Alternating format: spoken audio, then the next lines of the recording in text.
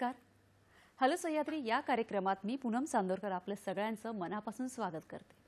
मंडळी, दिवाळी, दीपावली हा खरं तर दिव्यांचा उत्सव, प्रेमाचा उत्सव, आनंदाचा उत्सव, आपल्या माणसांचा उत्सव आणि आपल्या माणसांबरोबर साजरा करण्याचा उत्सव.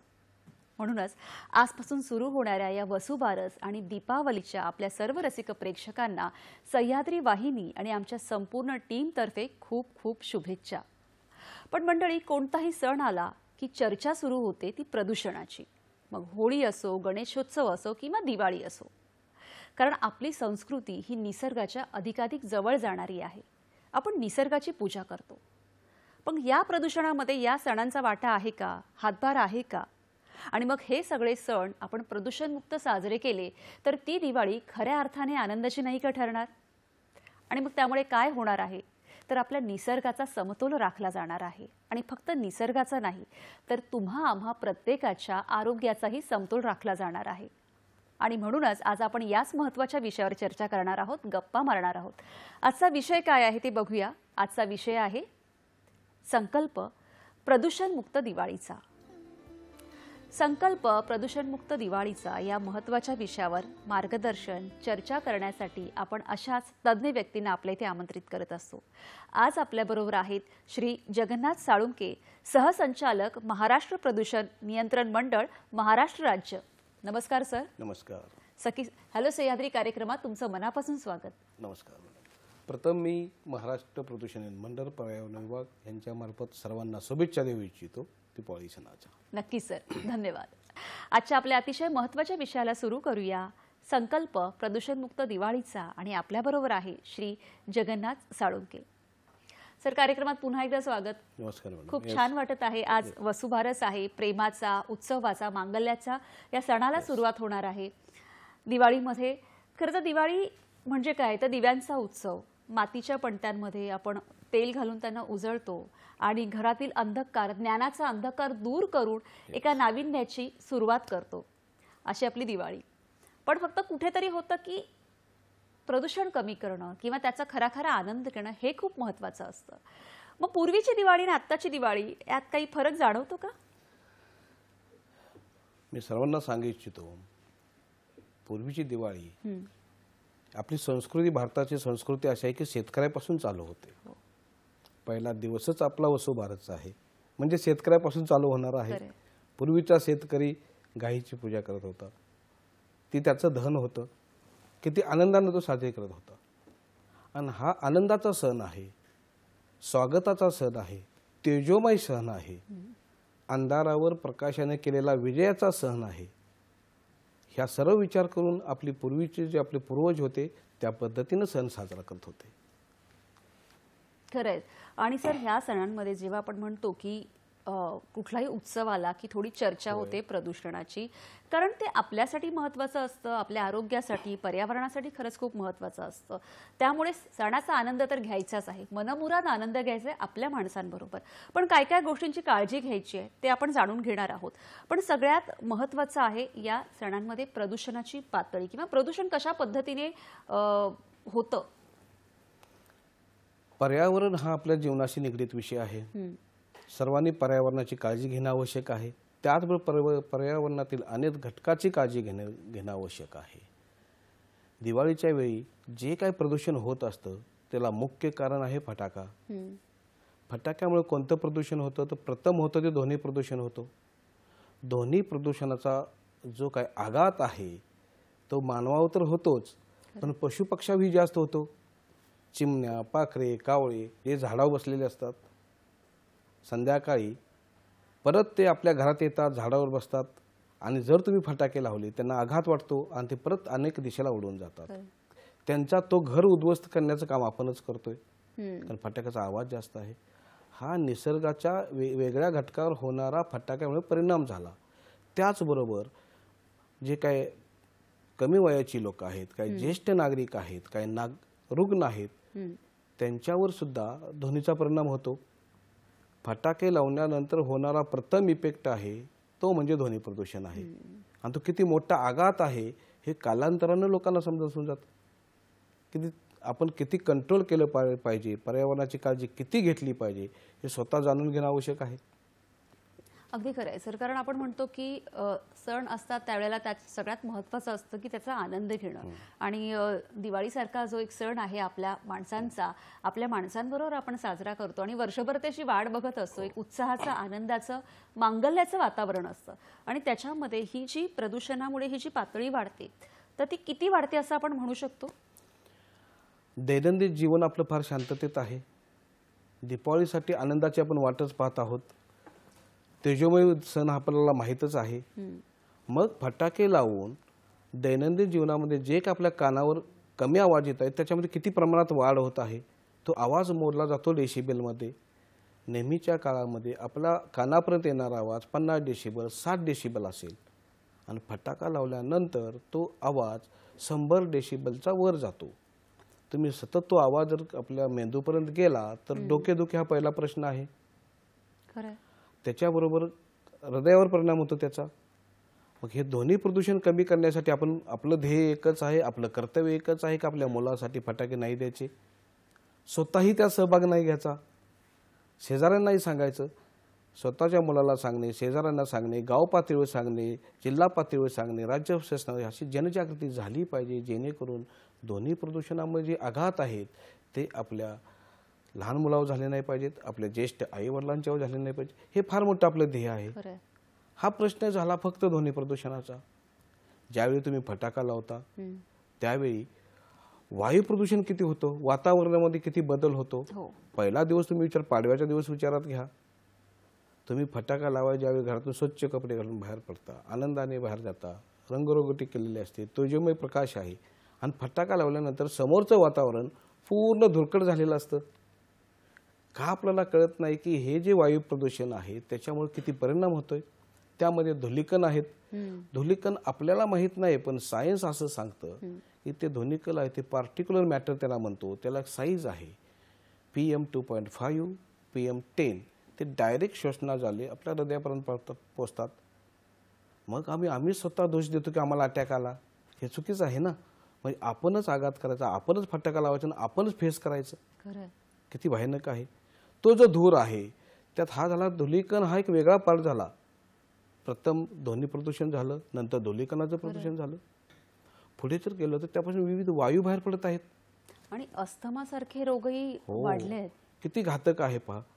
अस्थमासारखे रोग एवढे वाढले, त्यातून सल्फर डायऑक्साईड जो बाहेर पडत आहे त्या सल्फर डायऑक्साईडमुळे ते श्वसनावाटे जर आपल्या शरीरात गेल्यानंतर एक प्रथम अलर्जी होतेच. जर तुम्ही दिपावलीनंतर कार्यालयात गेल तर किती खोकत असता हे स्वतः अभ्यास करा. मग तो अलर्जीचा प्रश्न आहे.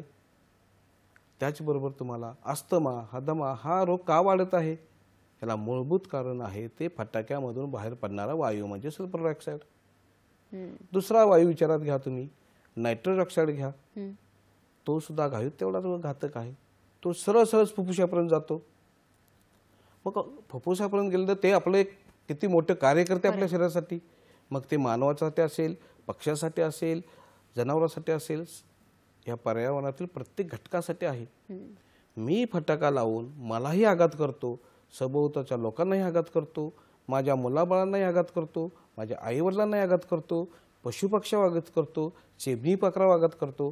का म्हणून मी ही करतो हे मलाच कळत नाही ना. म्हणून प्रत्येकानं जनजागृती आम्ही जी करताय त्याचा पाठपुरावा करावा, चांगलं राहू. मी तुम्हाला सल्फर डायऑक्साईड, नायट्रस ऑक्साईड आलो. अजून एक घातक पदार्थ त्यातून बाहेर पडतो कार्बन डायऑक्साईड. कार्बन डायऑक्साईड आपण पृथ्वी तलावरून कमी करण्यासाठी, कार्बन झिरो करण्यासाठी प्रयत्न करत आहोत. आणि फटाक्याच्या दिवशी, दीपावली दिवशी, पाडवा असेल किंवा आपले लक्ष्मीपूजन असेल त्या दिवशी मी अनेक फटाके वाजवून किती प्रमाणात आपण कार्बन डायऑक्साईड बाहेर सोडतोय. मग रक्तातील ऑक्सिजनचं प्रमाण का कमी होऊ नये. रक्तात ऑक्सिजनचं प्रमाण आवश्यक आहे. ऑक्सिजनचं प्रमाण असेल तर रक्ताचं विसरण चांगलं होईल, मी फ्रेश राहीन. मग रक्तातील ऑक्सिजन प्रमाण कमी करण्यासाठी कार्बन डायऑक्साईड जबाबदार आहे. आणि कार्बन डायऑक्साईड वाढवण्यासाठी मी जबाबदार आहे, म्हणजे मानव जबाबदार आहे. फटाके लावून किती प्रमाण वाढवतोय. निसर्ग आपल्याला काय देतो, निसर्ग आपल्याला किती मदत करतो. तुम्ही नारबाची वाडी म्हणून जर पिक्चर पाहिलेला असेल तर त्यात नारबा नावाची एक व्यक्ती आहे. निसर्गात राहून ते 3 पडेला संपवतोय आणि स्वतः शेवटपर्यंत जगते. त्याला एकच कारण आहे की निसर्गातील ऑक्सिजन. ते एका बागेमध्ये शांत झोपलेले आहेत. म्हणजे ऑक्सिजनचं महत्त्व किती जास्त आहे. मुंबईसारख्या सिटीमध्ये कंजेस्टेड लाईफ आहे, इतर शहरामध्ये तेच परिस्थिती आहे, पुण्यासारखी तीच परिस्थिती आहे. लोक खेड्यातून शहराकडे येत आहेत, बिल्डिंगमध्ये राहत आहेत आणि फटाके लावत आहेत. आणि फटाके लावत असताना मान्य आहे, फटाके लावून आनंद व्यक्त करतात, पण ते अनेक मार्ग आहेत ना. नक्की सर. आणि मला असं विचारायचं की जेव्हा तुम्ही आता हे सांगत आहात की निसर्गाचं, त्यावेळेला आपण म्हणू शकतो की जेव्हा आपण म्हणतो की आपल्या आरोग्याची काळजी आपण घेतली पाहिजे, आणि बऱ्याचदा असं लोकांचा एक समज होतो की ठीक आहे आम्ही वर्षभर नाही वाजवत, फक्त 4 किंवा 5 दिवसांमध्ये फटाके वाजवले तर काय एवढा मोठा फरक पडतो. पण आता जसं तुम्ही इतक्या छान पद्धतीने सगळ्या वायूंबद्दल समजावून सांगितलं, पण हे 4 ते 5 दिवसांचे फटाके किंवा त्यातले वायू हे कमी करण्यासाठी अख्खं वर्षभर काम करावं लागत असेल, नाही का? का नाही? आमचं महाराष्ट्र प्रदूषण नियंत्रण मंडळ आणि पर्यावरण विभाग वर्षातील प्रत्येक दिवस काम करतो. आमचे जे काही क्षेत्रकारी अधिकारी साईटवर असतात, आमचे कार्यालय आहेत, आमचे मेंबर सेक्रेटरी साहेब आलेले आहेत, माननीय एम देवेंद्र सिंग म्हणून चेअरमन साहेब सिद्धेजी कदम साहेब आहेत, पर्यावरण मंत्री स्वतः काम करतात, पंकजताई मुंडे मॅडम आहेत, आमच्या PS secretary Jayashree Bhoj madam आहेत. स्वतः तळमळीने किती प्रयत्न करतात. वर्षभर त्यांचं एकच काम असतं की पर्यावरणातील प्रदूषण कमी करणे. हे कुणासाठी आम्ही करत आहोत? जनतेसाठी करत आहोत, पर्यावरणातील प्रत्येक घटकासाठी करत आहोत. हे सतत करत असलेलं आम्ही काम जनजागृती म्हणतो आपण. त्यामुळे आमचं एकच ध्येय आहे की लोकांचं स्वास्थ्य चांगलं राहावं, लोक आनंदी राहावी, लोक समाधानी राहावी. बाकी आमचा उद्देश त्यात काही नाही ना. हाच मेन मुद्दा आहे आमचा मॅडम. नक्कीच. कारण जसं आपण म्हणू शकतो की आरोग्यावर तर परिणाम होतो, पण आरोग्यामध्येही वेगवेगळ्या वयोगटातील व्यक्ती येतात. जसं आता आपण लहान मुलांचं बघितलं, वयोवृद्ध लोकांचं बघितलं, आणि अनेक महिला, गर्भवती महिला ज्या असतात किंवा एकदम आजारी व्यक्ती असतात, त्यांच्या शरीरावरही किंवा त्यांच्या शरीरावर काही मनावरही खूप मोठा परिणाम होऊ शकतो. काय सांगाल सर? आता गरोदर महिला आहेत, त्यांच्या पोटात जे बाळ आहे, किती सेन्सिटिव्ह विषय आपण विचार केला तर नवीन पिढीला ते माहीत आहे. महिला आपली बहीण असेल, घरात असेल, बिनधास्त आपण फटाका लावला, त्या छोट्या अब्रकावर किती मोठा परिणाम होतोय. हा सुरुवात झाली. 1-2 महिन्याचं बाळ असेल, किती दचकत असेल त्या फटाक्यामुळे, त्याला कुठे माहीत आहे की तुम्ही फटाके लावून दीपावली साजरा करता. हे त्याच्यासाठी तरी आपण सावध राहिलं पाहिजे. त्याच्यानंतर आपली नवीन पिढी येणारी 5वी 6वी मुलं आहेत. आघात होणे, भाजणे हा तर भयानकच प्रकार आहे. ते तर किती प्रमाण, 10% प्रमाण ते जास्त आहे. दुर्घटना घडत असतात. माझेच पैसे, माझाच फटाका, माझ्याच मुलाला आघात होतोय, एवढे मला मनुष्याला कळत नाही. हे एक दुर्दैव आहे, कळायला पाहिजे लवकर. माझाच फटाका लावतोय, माझ्याच मुलाच्या कानावर इफेक्ट होतोय, त्यातून धूर निघणारा माझ्याच छोट्या मुलाचा आघात करतोय. मग लॉंग लाईफमध्ये का नाही अटॅक लवकर येणार तुम्हाला? पूर्वीच्या काळी का लोक जात नव्हते? 90-110 वर्ष जगत होते. सांगितलेलं उदाहरण नारबाची वाडी.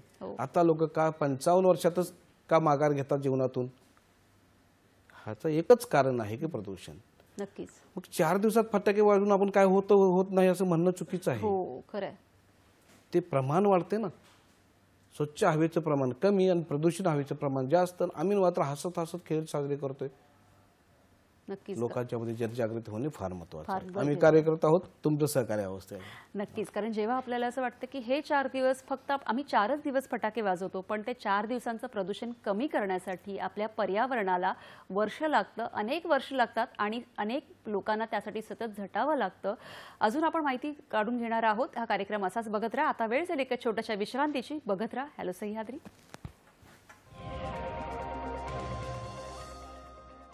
विश्रांतीनंतर सगळ्यांचं पुन्हा एकदा स्वागत. अतिशय महत्त्वाच्या विषयावर आपण चर्चा करत आहोत, संकल्प प्रदूषण मुक्त दिवाळीचा. आणि आपल्याला मार्गदर्शन करत आहे श्री जगन्नाथ साळुंके सर. खूप छान छोट्या छोट्या गोष्टी तुम्ही आम्हाला इतक्या समजावून सांगत आहात.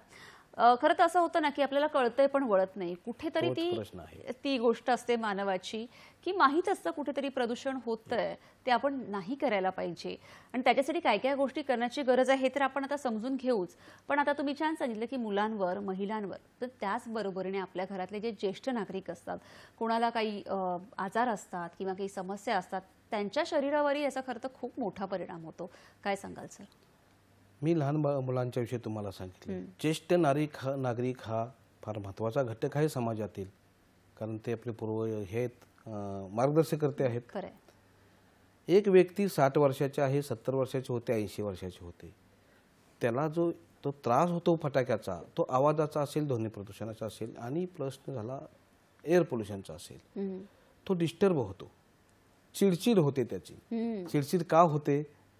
कारण 2 दिवसात येणारा आवाज, 2 दिवसात येणारं ऑक्सिजनचं प्रमाण कमी असणे, सल्फर डायऑक्साईड प्रमाण वाढणे आणि त्याचं वयोमान कमी होणे आणि आम्ही एन्जॉय करणे, किती फरक मोठा जाणवते तुम्हाला.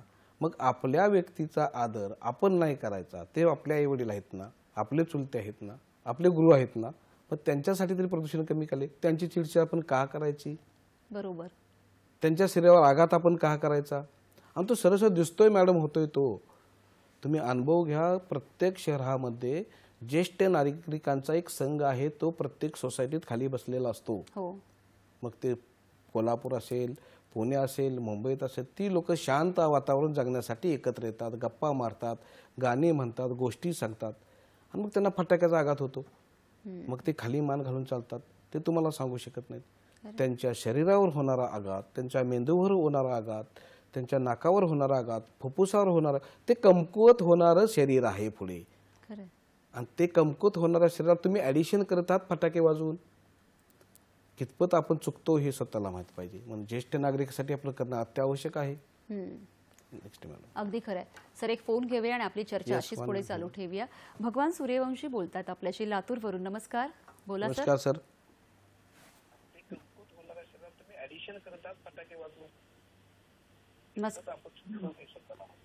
ज्येष्ठ नागरिकांसाठी आपलं करणं अत्यावश्यक आहे. सर अगदी खरं आहे सर. एक फोन घेऊया, आपली चर्चा अशी पुढे चालू ठेवूया. भगवान सूर्यवंशी बोलतात आपल्याशी लातूरवरून. नमस्कार सर, बोला. नमस्कार, प्रश्न विचारा. नमस्कार सर. सर नमस्कार. प्रश्न विचारा. हा, मी प्रश्न माझा असा आहे की दिवाळी सण साजरा करीत असताना लोकांची एक पर्यावरण संरक्षणाची जी भूमिका आहे, तर त्या अनुषंगानं लोकांकडून आपल्याला काय अपेक्षित आहे? नक्कीच नक्कीच, धन्यवाद सर. तुमचा प्रश्न बरोबर आहे. आमची जनजागृती आहे. तुमच्याकडून एकच अपेक्षा आहे की पर्यावरणातील घटकावर होणारा जो काही परिणाम होत आहे, तो फटाके लावून होत असेल, फटाक्यापासून ध्वनी प्रदूषण होत असेल, हवा प्रदूषण होत असेल, हे कमी करण्यासाठी लोकांनी फटाक्याचा वापर कमी केला पाहिजे. आनंदाचा सण आहे, आनंदाचं जगलं, समाधानानं तो आपण साजरा केला पाहिजे. फटाके वाजवून फार मोठा आनंद नाही मिळत.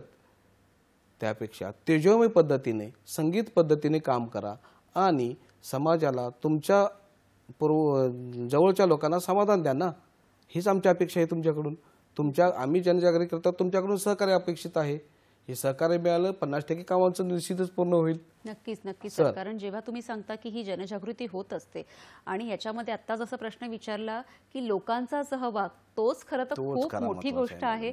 जेणेकरून तुमचे जे प्रयत्न आहेत आणि लोकांचा सहभाग हा एकत्र आला तर ह्या प्रदूषणावर मला असं वाटतं आपण 100 काय 200% आळा नक्कीच घालू शकतो. मॅडम नक्कीच.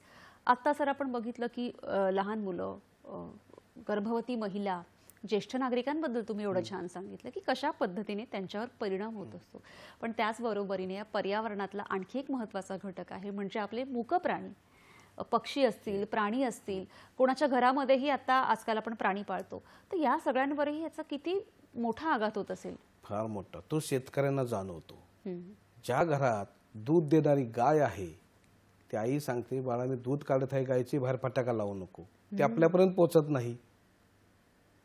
त्या गायीवर होणारा परिणाम, त्याचे दूध देण्याचं प्रमाण कमी, किती घातक प्रश्न आहे. पहा, चरून पक्षी होती झाडावर गोळा, कुठे बुडाला पलीकडे तो सोन्याचा गोळा. हे भारत आंबेची कविता आहे. संध्याकाळी पक्षी झाडावर येतात, शांत राहतात, स्वतःच्या घरामध्ये आनंदाने जगायचा आनंद लुटतात आणि आम्ही मात्र पहिल्याच दिवशी फटाका लावून त्यांचे घर उद्ध्वस्त करतो. मग वसुबारस असेल, पक्षी असतील, किती भयानकता आहे. म्हणजे एकीकडे आपण त्यांची वात्सल्याने पूजा करतो आणि आपण त्याच्या आघात करतोय. मग हा झाला पक्षी. प्राणी आहेत, खारुताई झाडं झोपलेली आहे, माकडे काय वनरुतेची झाडं झोपलेली आहेत, अनेक हिंस्र प्राणी सुद्धा असतील, ते त्या पर्यावरणातील घटक आहेत. बंदूक लावून तुम्ही त्याला दूर करता. मग फटाके त्यांना माहित नाही, त्यांना आवाजच माहित आहे तो बंदुकीचा आहे का फटाक्याचा आहे. आवाज आला तो दूर पळतो. त्या अंधारात तो कुठे जाणार. हा झाला प्राण्यावर, पशुपक्ष्यावर होणारा आघात. मी तुम्हाला लहान बाळाविषयी सांगितले, गर्भवती स्त्रियाविषयी सांगितलं, ज्येष्ठ नागरिकाचं सांगितलेलं आहे. पशुपक्ष्यांचं मी तुम्हाला सांगत आहे किती पर्यावरणातील घटकावर आपण आघात करतो आणि त्याची अंमलबजावणी आम्हीच करतोय, आम्हीच त्यात सहभाग घेतोय. मग का नाही आम्ही जे शासन जनजागृती करत आहे आमची माननीय मंत्री महोदय, आमचे सर्व सदस्य असतील, भोज मॅडम असतील, आमचे देवेंद्र सिंग सर आहेत, सिद्धेश कदम चेअरमन आहेत, आमचा पूर्ण स्टाफ आहे, आमचे क्षेत्राधिकारी आहेत, कितीतरी लोक ह्यात काम करतात. मग आम्ही जे 700-800 लोक काम करतोय, मग तुमचे करोडो लोकांनी आम्हाला सहकार्य केलं तर कितीतरी समाधान लाभेल ह्या जनात. नक्कीच मला असं कितीतरी वाटतं समाधान लाभेल. आजचा हा जो कार्यक्रम आहे सर तो आपल्या प्रत्येक प्रेक्षकांपर्यंत एक शेवटच्या सगळ्याच प्रेक्षकांपर्यंत जात असेल आणि याच्यातून काहीतरी जनजागृती नक्कीच होऊन आता येणाऱ्या दीपावलीमध्ये आपण फटाक्यांचा आवाज किंवा फटाक्या वाजवण्याचं प्रमाण नक्कीच कमी करू शकतो, आपण ही आशा करू शकतो. सर त्याचबरोबरीने जसं मगाशी तुम्ही सांगितलं की जनजागृती होणं खूप गरजेचं आहे आणि त्याच्यासाठी महाराष्ट्र नियंत्रण प्रदूषण मंडळ खूप वेगवेगळे उपक्रम राबवतात. तर खूप स्तुत्य आहे हे सर, कारण वर्षभर तुमचे उपक्रम राबवत असता आणि त्याचा हेतू फक्त एकच आहे की आपली जी प्रजा आहे किंवा जनता किंवा सगळ्यांचं आरोग्य हे चांगलं राहावं. तर हे उपक्रम कोणते कोणते आणि कसे राबवले जातात किंवा त्याचं काम कसं चालतं याविषयी जरा सांगा ना. आपण आता दिवाळी संदर्भातच बोललो आपण, तर पुणे, कोल्हापूर ज्या काही मोठ्या सिटीमध्ये आहेत, दिवाळी सुरू होण्यापूर्वी आम्ही असे फटाक्याचे प्रकार गोळा करतो, वेगवेगळ्या फटाक्याचे टाईप गोळा करतो, ते वाजवून पाहतो. मी तुम्हाला फोटो शेअर करतो तुमच्याकडे असेल तर, आणि त्याचं मॉनिटरिंग करतो किती डेसिबलचा किती ध्वनीचा तो फोटो आहे, म्हणजे किती अपेक्षित आहे आपल्याला. मला असं वाटतं आता आपल्या स्क्रीनवर आपल्याला हा एक फोटो आमच्या पुण्यातील फोटो आहे. ही लोक एवढ्या चांगल्या पद्धतीने काम करतात, हे मॉनिटरिंग करतात कोणत्या फटाक्याचा किती आवाज आहे, म्हणजे त्यावेळेला तिथे ते फटाके वाजवले समोर फटाके लावलेले असतात आणि त्याचं ते डेसिबल चेक करतात. मग शरीरासाठी डेसिबल किती सोयीस्कर आहे. आमचा शांतता झोन आपण केलेला आहे, रहिवासी झोन केलेला आहे, कमर्शियल झोन आहे, औद्योगिक झोन आहे. त्याच्यासाठी ठरवून दिलेले आवाजाची एक मापके आहेत, त्याला डेसिबल म्हणतो. मला असं वाटतं आता जो स्क्रीनवर आपण फोटो हा, बघत तो आहात, पहा फोटो. तो फटाके वाजवताना वाजवताना समोर त्यांची ती आपण ही लावलेली आहेत. मग दोन्ही आम्ही, आणि ही प्रत्येक शहरामध्ये प्रत्येक वर्षी एमपीसीबी बोर्ड करते. शासनाचा हा उपक्रम तुमच्यासाठी आहे. आम्ही लोकांमध्ये जनजागृती करतोय. हा तो तोटा असतो मोठा, तो घेऊ नका. का घेतो एवढं सांगून सुद्धा, जर जनावरांना कळतं की सर पाठीमागे त्याला कळते, मग आम्हाला का कळत नाही, असे ते विषय आहेत मॅडम. नक्कीच सर, एक फोन घेऊया आणि आपली चर्चा अशीच पुढे चालू ठेवूया. रुपेश गुजराती आपल्याशी बोलताय, सिन्नर बोध. नमस्कार, हा प्रश्न विचारा. हा सर, मला असं म्हणायचं होतं की सध्या यावेळेस जे दिल्लीला सांगितलेलं आहे की तुम्ही फटाके जे आहे रात्रीपर्यंत वाजवू शकता. एअर इंडेक्स काय दिल्ली पुरता आहे हे माहिती आहे, पण ग्रामीण भागातील लोकांचा असा समज होतो की आपण वाटेल तेवढे फटाके वाजवू शकतो आणि मग ते पोल्युशन वाढतंय. अजून तर 5 दिवस दिवाळी चालणार आहे. नक्कीच. आता वास्तविक दिल्ली महाराष्ट्राच्या बाहेर आहे, पण ग्रामीण भागातील लोकांना त्याचा नेमकं कळत नाही, त्यांनी वेगळा गैरसमज करून घेतात. नक्की सर, धन्यवाद. खरं तर आता त्यांनी जो प्रश्न म्हणजे जसं विचारलं की दिल्ली किंवा इथे आणि लोकांना आणि आता तर सुरुवात झालेली आहे, तर काय सांगाल सर, कारण प्रत्येकाच्या सहकार्याचीच अपेक्षा आहे. हे प्रदूषण कमी करण्यासाठी महाराष्ट्र नियंत्रण मंडळाबरोबर आपल्या सगळ्या प्रेक्षकांचाच नाही तर प्रत्येक जनतेचा सहभाग हा खूप महत्वाचा आहे. काय सांगाल सर? फटाके वाजवायला सांगितले, पण ते पर्यावरण पूरक फटाके असावे, हा मुख्य मुद्देच त्यातला आहे सर. कारण दिल्लीमध्ये एअर क्वालिटी इंडेक्स आहे तो जास्त आहे, मुंबईमध्ये प्रमाणित आहे, खेडेगावात तो चांगला आहे. पण हा 4 दिवसातला जो फटाका आहे तो एअर पोल्युशन वाढवणार आहे ना.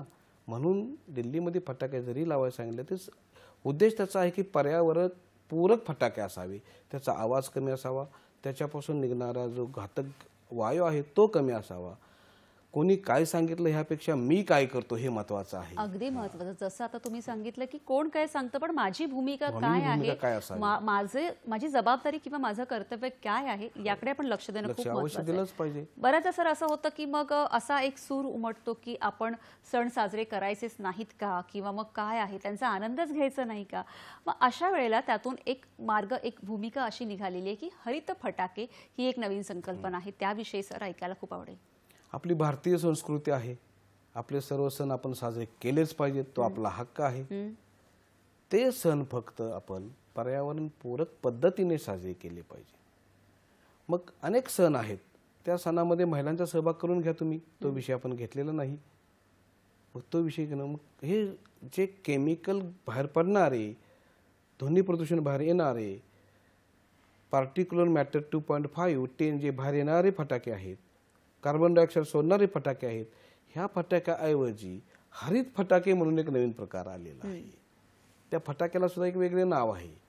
सॉस नावाचा फटाका आहे, स्मार्ट नावाचा फटाका आहे, सेफ नावाचा फटाका आहे. सेफ किती चांगला आहे. त्याच्यापासून येणारा आवाज कमी आहे.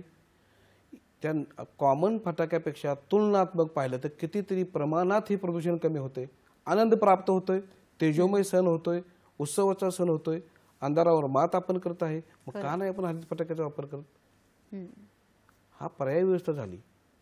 पण फटाकेच कमी केले तर फारच चांगली गोष्ट आहे ना. अगदी खरंय सर. त्याच्यामुळे ऐकू कमी येणं, जसं मगाशी आपण बोललो की हृदयाचे आजार, अस्थमा, असे अनेक आजार त्याच्यामुळे होत असतात. त्याच्यामुळे आपल्या कमीत कमी पर्यावरणाबरोबर आपलं आरोग्य राखण्यासाठी तरी आज आपण जे सांगत आहोत की हरित फटाके हा एक नवीन मार्ग त्याचा अवलंब केला आणि मुळात फटाक्यांचं वाजवण्याचं प्रमाणच खूप कमी केलं किंवा अगदीच बंद केलं तर नक्कीच आपण एक जो संकल्प केला तो पाहू शकतो. तो प्रदूषण मुक्त दिवाळीचा तो नक्कीच यशस्वी होऊ शकतो. सर, याच्यामध्ये महिलांचा सहभाग जसा आपण एक मगाशी चर्चा केली तर तोही खूप छान मुद्दा आहे, त्याविषयी सांगा. महिलांचा सहभाग फार महत्त्वाचा आहे. कुटुंबामध्ये महिला हा प्रमुख भूमिका बजावत आहे. महिला जेवढी ज्ञानी आहे तेवढं जगात कोण ज्ञानी नाही, हे आपल्याला मान्य करावं लागेल. त्या महिलेनं स्वतःच्या घराभोवती काढलेली रांगोळी असेल, लावलेली पणती असेल, तिनं तेजोमय जो आपला दरवाजा केलेला आहे त्याकडे पाहण्याची आपली भूमिका पॉझिटिव्ह असावी. त्या महिलेला महत्त्व दिलं पाहिजे. एक सुंदर साडी घालून तिने जी रांगोळी काढलेली आहे ती रांगोळी फुलाची असेल, पाकळ्याची असेल तर अत्यानंद आहे. हा पण एक तेजोमय दिवाळी उत्सव साजरा करण्याचा फार मोठा प्रकल्प आहे. खेडेगावात कोण मातीची पूजा करत असेल, कोण वनस्पतीची पूजा करत असेल, कोण धान्याची पूजा करत असेल, खेडेगावातली महिला ही निश्चितच करते. शहरातील महिला तोच प्रकार रांगोळीच्या पद्धतीने साजरे करते. मग महिलांचा किती सहभाग आहे. देवदेवतांची पूजा तीच करते. लक्ष्मीची पूजा कोणत्या प्रकारे करू तिलाच माहीत आहे. मला फक्त फटाके लावणेच माहीत आहे. म्हणून महिलांचा सहभाग एवढा महत्त्वाचा आहे. तिला जर आपण अग्रेसरपणा दिला तर जनजागृती आमची यशस्वी नक्की होणार आहे. नक्कीच नक्की सर. महाराष्ट्र प्रदूषण मंडळ हे जेव्हा तुम्ही ही क्वालिटी चेकिंग किंवा हे आवाजाची मर्यादा यावर काम करतात त्यावेळेला शहरी भागात आणि ग्रामीण भागात काही फरक जाणवतो का, की प्रमाण कसं असतं? निश्चित जाणवतो. आता आवाजाची तीव्रता म्हणजे ध्वनीची तीव्रता डेसिबलमध्ये मोजली जाते. ग्रामीण भागातला आवाज तिथे फार डेन्सिटी कमी आहे लोकांची, आहे ना. आपण म्हणतो तिथे कमी लोक आहेत पण प्रदेश जास्त आहे म्हणून तिथे आवाजाची तीव्रता कमी आहे.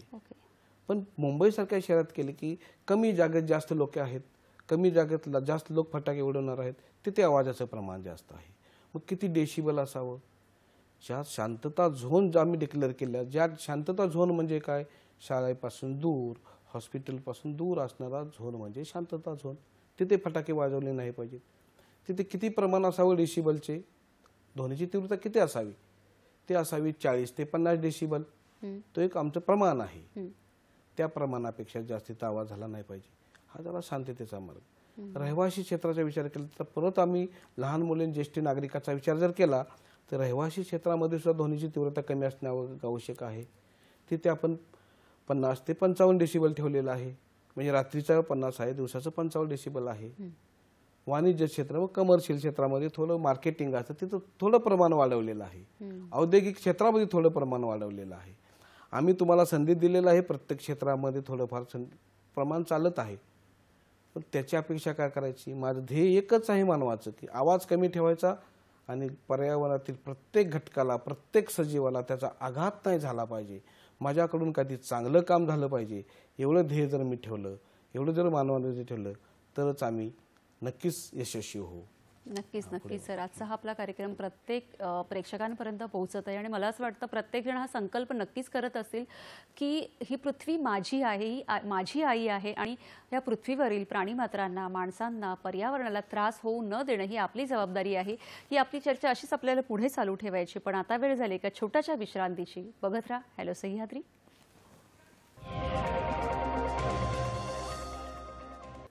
विश्रांतीनंतर कार्यक्रमात सगळ्यांचं पुन्हा एकदा मनापासून स्वागत. अतिशय महत्त्वाच्या विषयावर आपण चर्चा करत आहोत. संकल्प प्रदूषणमुक्त दिवाळीचा. आणि आपल्याबरोबर आहे श्री जगन्नाथ साळुंखे सर. छोट्या छोट्या गोष्टी ज्या असतात की ज्या मानवाला किंवा आम्हाला कधी कधी आपल्याला लक्षात येत नाहीत. म्हणजे हे आपल्याला माहीत असतं की फटाके वाजवतो, प्रदूषण होतं, पर्यावरणाचा समतोल बिघडतो. पण अगदी ज्येष्ठांबद्दल किंवा प्राण्यांबद्दल इतके बारीक सारीक मुद्दे तुम्ही सांगितले की ते कधी कधी इतक्या खोलात जाऊन आपण त्याचा विचार करत नाही. आणि त्यामुळे मला असं वाटतं की जेव्हा ह्या प्रत्येक गोष्टीचा विचार होईल तेव्हा हा आपला जो संकल्प आहे तो नक्कीच यशस्वी होईल. सर, आता शहरी भागामध्ये जेव्हा आपण सुशिक्षित किंवा IT इंजिनियर अशा क्षेत्रातले तरुणाई बघतो, त्यांच्याकडून तुमच्या काय अपेक्षा आहेत? सुशिक्षित आणि IT क्षेत्र मुलं जे आहेत ते ग्रामीण भागातूनच आलेले आहेत. त्यांना भारताची संस्कृती निश्चितच माहीत आहे. आपल्या पूर्वजांनी त्यांना दिलेले विचार आहेत, आईवडिलांनी दिलेले जे विचार आहेत ते त्यांच्याबरोबरच आहेत. ठीक आहे, मान्य आहे, आपण 21व्या शतकाकडे धावपळ करत आहोत. IT क्षेत्रामधून आपण जगाशी संबंधित आहोत, ग्लोबलसाठी आपण प्रयत्न करत. म्हणून ग्लोबल वॉर्मिंग वाढवण्यासाठी त्यांनी जबाबदार असू नये ना. मग त्यांचे जे नॉलेज आहे, त्यांचे जे विचार आहेत, त्यांचे जे सायंटिफिक टेक्नॉलॉजिकल थॉट्स आहेत, ते थॉट्स त्यांनी समाजामध्ये उतरवण्यासाठी प्रयत्न करणं आवश्यक आहे. IT सेक्टरमधला मुलगा 12 तास कॉम्प्युटरवर बसतो, संध्याकाळी तो दिवसभर तो शांततेत काम करतो, संध्याकाळी आल्यानंतर परत त्याला फटाक्याचा आवाज येत असतो. मग त्यांनी स्वतःसाठी काम करावं, सोसायटीसाठी काम करावं. हां, मला अभिमान आहे, आत्ता सध्या पूर्वीच्या तुलनेत IT सेक्टरमधली मुलं असतील किंवा BE झालेली मुलं आहेत, MTech झालेली मुलं आहेत, त्यांनी फटाक्याचा वापर कमी केलेला आहे. स्वतः फटाक्याचा वापर करणे मान्य आहे, पण इतरांनाही करायला लावणे, आपल्या सोसायटीतलं प्रदूषण कमी करणे, आपल्या गावाकडे त्याचा वापर जास्त करणे. मी शहरात आलो म्हणून गाव विसरून चालणार नाही, गावाकडे एक दिवस गेलं पाहिजे. माझ्या लोकांना सांगितले पाहिजे कशी दीपावली साजरी केली पाहिजे. माझे आईवडील असतील, तुमचे आईवडील असतील, आंब्याची पानं आपण त्या झाडाला लावत असतो. किती आदरणीय आपलं काम आहे ते. 4 आंब्याची पानं ढाका जर आपल्या चौकटीला लावला आपण, त्यातून हिरवाई आपल्याला पाहायला मिळते. पाकळ्यांची रांगोळी काढली त्यातून पाहायला मिळते. मातीचं पूजन कर त्यातून तुम्हाला आनंद व्यक्त होतो. दसऱ्याला तुम्ही माती आणता, वनस्पती लावता, उगवता, किती चांगला दिवस आहे तो. सांगण्याचं तात्पर्य असं आहे, जरी आपण कितीही सुशिक्षित झालो ते गावाला विसरता कामा नये. नक्कीच नक्कीच. कारण ते शेतकरी फार महत्त्वाचे आहेत. त्यांच्यापासून चांगली बुद्धी ते निश्चितच शिकलेले नाहीत, पण त्याचे विचार फार चांगले आहेत. हे मुला बाबा, मोठा फटाका लावू नकोस, तुला कदाचित इजा होईल, तुझ्या कानावर परिणाम होईल की तुला स्वतः त्रास. त्या अडाणी माणसांना कळते. आणि ती माझ्या सुशिक्षित लोकांना IT सेक्टरमध्ये मोठा झालो म्हणजे फक्त तेच नाही, समाजाला सुधारणं ही त्यांचं 50% काम आहे ना. नक्कीच नक्कीच सर. एक फोन म्हणून घेऊया. त्यांचा सहभाग फार महत्त्वाचा आहे. नक्कीच एक फोन घेऊ आणि चर्चा अशीच पुढे चालू ठेवूया.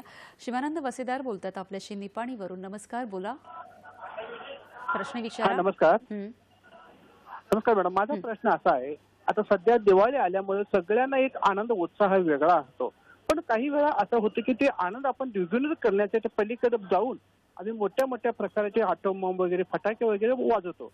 पण ते वाजवल्यामुळे काही वयस्कर लोक जे असतात ते हृदयघात वगैरे असलेले किंवा लहान बाळ जे असतात त्यांना वगैरे त्याच्यामुळे काही त्रास होऊ शकतो काय? मग आता सध्या सरकारने असं सांगताना ऐकले की ग्रीन फटाके वगैरे येत आहेत. मग ते ग्रीन फटाकेमुळे आपल्याला कोणता फायदा होऊ शकतोय काय, आणि सध्या ते आता मिळेल काय सगळ्यांच्याकडे, असं माझा प्रश्न बघा मला. नक्की, धन्यवाद शिवानंदजी. खरं तर आपल्या कार्यक्रमात मघाशीच आपण हा विषय मांडलेला आहे की कशा कशा पद्धतीने ज्येष्ठांना, मुलांना आणि या सगळ्यांना त्रास होतो. अगदी सविस्तर सरांनी सांगितलेलं आहे. आणि त्याचबरोबरीने हरित फटाके ही जी एक नवीन संकल्पना आहे ती सुद्धा कशी अंमलात आणली पाहिजे ते सुद्धा सांगितलं. फक्त एक मुद्दा त्यांचा मी असा विचारू शकते सर की हे फटाके मार्केटमध्ये उपलब्ध आहेत का, किंवा कशा पद्धतीने त्याची मागणी लोक करू शकतात? मार्केटमध्ये उपलब्ध आहेत. ओके. आपली इच्छाशक्ती वाढली पाहिजे की हरित फटाके घेण्याची. आपली इच्छाशक्ती अशी झाली पाहिजे की ध्वनी प्रदूषण न होणारे फटाके घेण्याची. जर शिवानंद सरांना कळते की लहान मुलाचा इफेक्ट होतोय, मग शिवानंद सरांसारख्या ज्येष्ठ नागरिकांनी किंवा मुलांनी जनजागृती अशी करणं अपेक्षित आहे की बाबांनो, प्रकाशमय फटाके घ्या. हवा प्रदूषण करणारे, ध्वनी प्रदूषण करणारे फटाके घेऊ नाही. हरित फटाका म्हणजे मी काय प्रकार सांगितले ते एकच नाही. मला सुद्धा थोडं कळतं की कोणता फटाका चांगला आहे, कोणत्या फटाकापासून धूर जास्त होणार नाही, कोणत्या फटाक्यापासून आवाज जास्त होणार नाही आणि याच्या पलीकडे कोणत्या फटाक्यापासून माझ्या लहान बाळाला त्रास होणार नाही, माझ्या वडिलांना त्रास होणार नाही, माझ्या गाईला त्रास होणार नाही, माझ्या झाडा पक्ष्यांना त्रास होणार नाही, हे मला समजतंय. अंमलात आणणं गरजेचं आहे. इच्छाशक्ती वाढवली पाहिजे आणि इच्छाशक्ती एकाची, दोघाची, गावाची, सर्वांची जर वाढवली, निश्चितच शाळेतली मुले ह्यामध्ये ऍक्टिव्ह आहेत. तुम्ही गाव पातळीवर गेले ते मुलांच्या मध्ये बदल दिसून येत आहे आणि तो बदल आपण पुढे अपेक्षित ठेवायचा आहे आणि तो पुढे अनुकरण करायचं आहे. नक्कीच खरं आहे. बऱ्याचदा असं होतं की काही वेळेला मुलं सांगतात की आम्हाला फटाके नको आहे, परंतु मोठे मात्र की दिवाळी आहे फटाका वाजव आणून देतात. आणि काही ठिकाणीचं चित्र असतं की मुलं हट्ट करतात, पण त्यावेळेला मोठ्यांनी त्यांना खरं तर समजावून सांगणं खूप गरजेचं अपेक्षित आहे, नाही का सर? अगदी खरं आहे सर. आपण म्हणू शकतो की माती, वनस्पती, शेतकरी हे सगळं पण एक समीकरण आहे. आपण उत्सव म्हटला की काय सांगाल? आपण नेहमी श्रावणाची वाट का पाहतो? सरीवर सरी येत असतात, ऊन पावसाचा खेळ चालू असतो. श्रावण माशी हर्ष मानसी हिरवळ दाटे चोळीकडे मी म्हणतोय, तुम्ही म्हणताय, तुम्हाला माहित आहे. ते पाहण्यासाठी कोण काश्मीरला जात. अरे का नाही तुम्ही स्वतःच्या गावी जात? का नाही क्षितिजाकडे पाहत? का नाही सोनेरी किरण पाहत? हे पाहिल्यानंतर मातीचं महत्त्व, झाडाचं महत्त्व, पक्ष्यांचं महत्त्व, तो आपला निसर्ग आहे, तो आपण जपणं आवश्यक आहे. आणि ते जपण्यासाठी एक असा दिवाळीचा सण आहे की ते 4 दिवसात डिस्टर्ब करू नये आपण, ते फार महत्त्वाचं आहे. आणि मग दिवाळी अशीच का साजरी करावी? वेगळा पण मार्ग भरपूर आहे ना. चांगले कपडे घाला, अतिशय किमती कपडे घालणार पण चांगले कपडे घाला ना. खरं. मित्रांना भेटा, नातेवाईकांना भेटा, हे आपण करत नाही. नक्कीच सर, फार भयानक आहे. नक्कीच. एक फोन घेऊया, चर्चा पुढे चालू ठेवूया. तानाजी शिंदे आपल्याशी बोलतात कोल्हापूरवरून. नमस्कार, प्रश्न विचारा. नमस्कार, मी ताना शिंदे बोलतोय कोल्हापूरहून. सध्या आपला हाल्यू सायद्रीवर जो फटाक्याविषयीचा जो संदर्भ चालू आहे त्यामध्ये मला असं वाटतं की शाळांमधून, कॉलेजामधून अगोदर मुलांना त्याचं मार्गदर्शन किंवा त्या पद्धतीचं परिपत्रक काढून जर मुलांना जर सांगितलं की बाबा फटाक्यामुळे प्रदूषण कसं होतं किंवा पर्यावरणावर त्याचा काय परिणाम होतो, तर सर सलग प्रश्न विचारा. तर मुलं काय करतील, त्याचं प्रमाण कमी करतील. नक्कीच मला वाटतं सर. त्यावर आपलं काय मत आहे? नक्कीच, धन्यवाद सर. कारण सर आता जसं त्यांनी विचारलं की मुलांना जनजागृती, पण आजकाल आता महाराष्ट्र प्रदूषण मंडळ असो किंवा शाळा कॉलेजमध्ये असो, आजकाल ही त्यांच्यामध्ये सजगता आलेली आहे. प्रत्येक शाळांमध्ये मला वाटतं आता सांगतच आहेत. आणि बऱ्याच प्रमाणावर आपण असं म्हणू शकतो की बरीच अशी मुलं आहेत लहान की ती स्वतःहून सांगतात की आम्हाला हे फटाके नाही वाजवायचे आहेत. काय सांगाल सर? कोल्हापूरचा प्रश्न होता, तानाजींचा प्रश्न होता. येस, कोल्हापूरमधून अशी सुरुवात अपेक्षित आहे आणि तिथे ते होते. त्यांनी सांगितलं शाळेमध्ये जाऊन, लहान मुलांमध्ये जाऊन जनजागृती करणं अपेक्षित आहे. महाराष्ट्र प्रदूषण नियंत्रण मंडळ, पर्यावरण विभाग हे अगदी आवडीनेही करत आहे आणि कोल्हापूरच्या लोकांकडून निश्चित सहकार्य असते. त्यांचा प्रश्न अगदीच रास्त होता, त्यांना त्याची जाणीव आहे. त्यांचेच विचार महाराष्ट्रात यावे, त्यांचेच विचार शाळेमध्ये जावे. मग कोल्हापूर, सांगली, सातारा, पुणे, मुंबई, अजून कितीतरी शाळा आहेत, कोकण, इकडे गुजरातचा भाग आहे इकडे आपल्यावर, ह्या ठिकाणी ज्या शाळा आहेत त्या शाळांमध्ये आम्ही जनजागृती करतोय, शासन कार्य करते. शासनाला सहकार्य करणे, शासनाचा हात धरून पुढे जाणे आणि लोकांना जागृत करणे, हे काम जर आपण केलं तर येणारी नवीन पिढी आहे ती सुदृढ होईल मॅडम. बुद्धिवंत पिढी येणारच आहे. फक्त मेंदू हुशार होणे गरजेचं नाही, आपले आवही भक्कम राहणे अपेक्षित आहे. नक्कीच. आपले जे हृदय आहे, फुफ्फुस आहे, त्याच्यात जर आपण वेगवेगळे वायू टाकत गेलो तर सुरुवातीलाच का नाही घात होणार त्यात. मला असं वाटतं सर की या बरोबरीने एक मुद्दा मला इथे आपल्या या प्लॅटफॉर्मवर मांडावासा वाटतो की जेव्हा आपण सांगतो की मुलांमध्ये जनजागृती करावी किंवा मोठ्यांनी सुद्धा फटाके वाजवू नये, किंवा जेव्हा आता मुलांचाच मुद्दा येतो तेव्हा अनेक उपक्रम राबवले जातात. पण त्याच बरोबरीने जर सोसायटीमध्ये किंवा घरामध्ये त्या मुलांसाठी जर एखादं छोटंसं बक्षीस सांगितलं की या वर्षी फटाके न वाजवता जर समाजाला, पर्यावरणाला साथ दिली, तर या पद्धतीचं एक बक्षीस किंवा अगदी सोसायट्यांमध्ये अशी स्पर्धा घेतली की आपल्या सोसायटीमध्ये जर कोणी फटाके नाही वाजवले तर मला असं वाटतं की ही कुठेतरी जर अशी तुलनात्मक जरी केली पण त्याचा फायदा जो म्हणू शकतो किंवा त्याचा पर्यावरणाला आणि प्रत्येकाच्या आरोग्याला म्हणजे छोटे छोटे अजून उपक्रम प्रोत्साहन आपण साजरे करू शकतो, काय सांगाल? निश्चितच बरोबर आहे तुमचं. यासाठी तुमचं सहकार्य, जनतेचं सहकार्य हवं आहे. फटाके कमी वाजवणे, मुलांना स्पर्धेमध्ये भाग घ्यायला लावणे. लहान मुली आहेत, महिला आहेत, त्यांना थोड्या वेळापूर्वी सांगितलं ते आपण रांगोळीच प्रदर्शन आपण करू शकतो, पाकळ्यापासून रांगोळी प्रदर्शन. जे काही मुलं आहेत, फार मुलं सध्या बुद्धिवंत आहेत, त्यांचा बुद्ध्यांक वाढलेला आहे. त्यांना जर तुम्ही कविता दिली, त्यांना एक गाणी म्हणायचा चान्स दिला, तर ती मुलं सकाळी उठून फटाक्याऐवजी संगीतमय कार्यक्रम निश्चित करतील. आणि त्यांना तुम्ही बक्षीस ठेवा ना, 10 बक्षीस ठेवा. प्रथम 10 लोकांना ही बक्षीस आहे. ती मुलं तुम्हाला अगदी चांगल्या स्वरामध्ये, चांगल्या भाषेमध्ये तुम्हाला आनंद देतील. काही वेळा तुम्ही सहभाग घ्या, वेगवेगळी वाद्य वाजवा. आपली जी पौराणिक वाद्य आहेत, टाळ आहे, किती मधुर आवाज येतो, बासरी आहे, किती चांगला आवाज आहे. सकाळी ते त्यांना शिकवा. पाडवा म्हणजे बाहेर जाऊन फटाके लावण्याऐवजी चांगले कपडे घालून जर आम्ही संगीतमय कार्यक्रम केला, दिवाळी पहाट ज्याला म्हणतो आपण, तोच प्रकार जर सोसायटीमध्ये चालू केला, गावोगावी चालू केला, मुलंही आनंदी होतील, मुलांचे वडीलही आनंदी होतील, सर्वात आई जास्त आनंदी होईल. किती चांगल्या गोष्टी आहेत. मुलांचा सहभाग फार महत्त्वाचा आहे. मुलांना आपण प्रोत्साहन देणे, फटाक्याऐवजी तुम्ही संगीतमय कार्यक्रम घ्या आणि बक्षीस ठेवा, हा प्रश्न मुद्दा फार महत्त्वाचा आहे प्रदूषण कमी करण्यासाठी. नक्कीच नक्कीच सर. पण जेव्हा आपण या प्रदूषणाविषयी आता एवढं आपण चर्चा केली आणि मला असं वाटतं की प्रत्येकाचा सहभाग त्याच्यासाठी निश्चितच अपेक्षित आहे. हा जो संकल्प आज आपण इथे करत आहोत की प्रदूषणमुक्त दिवाळीचा, आणि तो संकल्प यशस्वी होण्यासाठी, कारण जसं आता मगापासून तुम्ही शेती हा विषय ह्याच्यामध्ये इन्क्लूड करत आहात, कारण आपली संस्कृतीच ही आहे की पर्यावरणाशी जोडलं जाणं, त्याचा आदर करणं. कारण की पर्यावरण आहे, निसर्ग आहे, तर आपण सगळे मानव आहोत, हे खरं तर सत्य आपण मान्य केलं पाहिजे. त्यासाठी या पर्यावरणाचा समतोल अजून राखण्यासाठी काय अपेक्षा आहेत सगळ्यांकडून सर, काय सांगाल? आता आपण अनेक प्रदूषणाविषयी बोललो. फटाके लावल्यानंतर महानगरपालिकेच्या लोकांना ॲडिशनल काम करावं लागतं स्वच्छता करण्यासाठी. हे किती मुद्दा भयानक आहे. त्यातून पडणारे जे धुलीकण आहेत, मिठाई उघड्यावर ओपन ठेवते, तीच मुलं आपण आनंदानं खातोय, त्यामध्ये जी कण पडत आहे ते आपल्या शरीरात जात आहेत. हे ध्वनी प्रदूषण झाले, हवा प्रदूषण झालेलं आहे. ते जमिनीवर पडणारे जे केमिकल आहेत ते पाण्यावाटे वाहत जात आहेत, तेच आपल्या पदार्थावर बसत आहेत, तेच आपण घेत आहोत. हे किती भयानक आहे. महाराष्ट्र प्रदूषण नियंत्रण मंडळ आणि पर्यावरण विभाग आणि आमचे सर्व वरिष्ठ यांचं एकच ध्येय, एकच आहे. आम्ही करत असलेली जनजागृती आणि तुम्ही करत असलेलं सहकार्य, आणि ह्या दोघांचा उद्देश एक आहे की जी काही आपली जनता आहे, जी काही आपले लोक आहेत, त्यांना आनंदमय ठेवणे. समाधान हा शब्द एवढा महत्त्वाचा आहे. तू कसा आहे, मी छान आहे, मी समाधानी आहे, हे वाक्य ही जर अपेक्षित असेल तर जनजागृती फार महत्त्वाची आहे.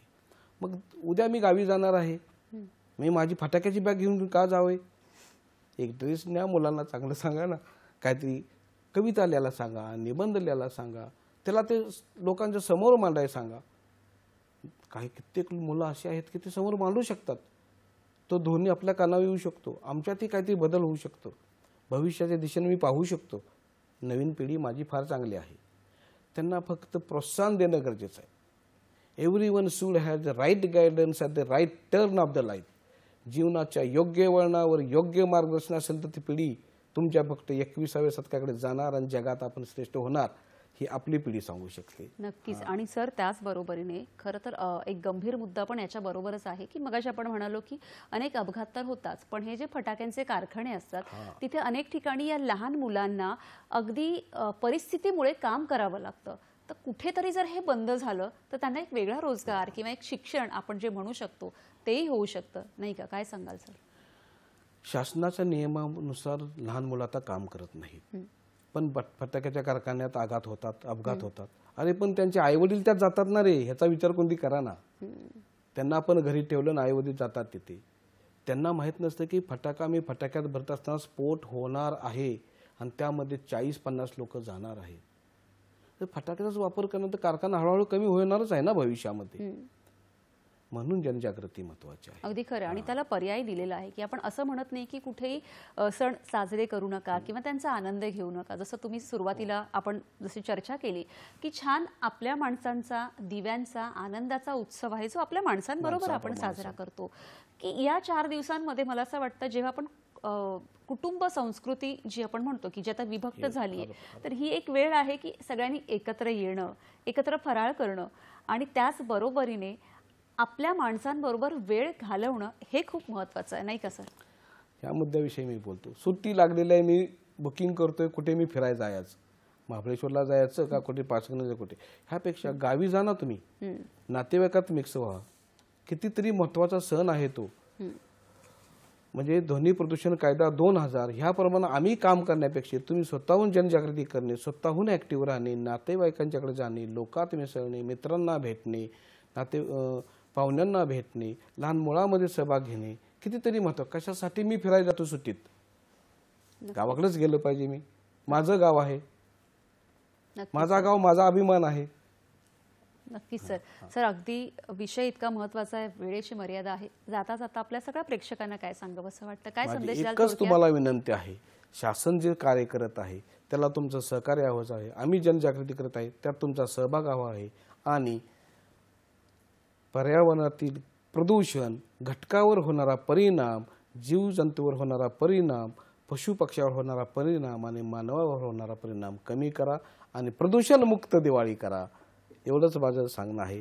धन्यवाद. नक्कीच. आणि आज जेव्हा आपण ही चर्चा करत आहोत की संकल्प प्रदूषणमुक्त दिवाळीचा, तर आपल्या दिवाळीच्या आपल्या सगळ्या प्रेक्षकांना मनापासून खूप भरभरून शुभेच्छा. ही दिवाळी आनंदात साजरी करा, पण संकल्प करा की आम्ही प्रदूषण करणार नाही आणि येणाऱ्या पुढच्या पिढीसाठी एक चांगलं पर्यावरण देण्याचा संकल्प करूया. आपला कार्यक्रम कसा वाटला माध्यमात तुम्हाला माहितीच आहे, नक्की कळवा. सर तुम्ही इथे आलात, एवढी छान चर्चा आमच्याबरोबर केली त्यासाठी तुमचे खरंच खूप खूप धन्यवाद. धन्यवाद मॅडम. भेटूया पुढील भागात पुन्हा एका नवीन विषयासह. तोपर्यंत नमस्कार.